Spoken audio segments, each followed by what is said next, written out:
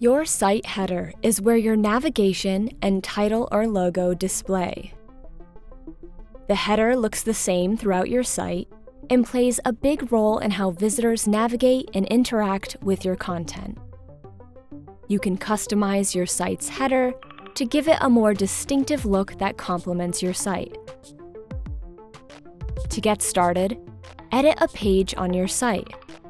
Select Edit Site Header, then Edit Design. Here you can change the header layout, effects, and spacing. To change your site title or add a site logo, double-click on your site title.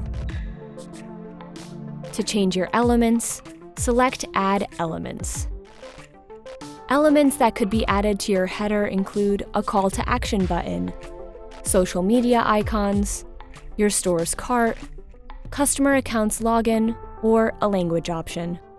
To add a background style, select Edit Design, then select Color. When choosing a background style, select either Solid, Gradient, or Adaptive.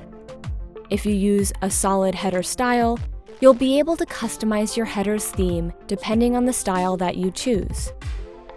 Customize other settings such as opacity, colors, blur borders, or add a drop-down shadow. Please let us know if you have any more questions. We're always here to help.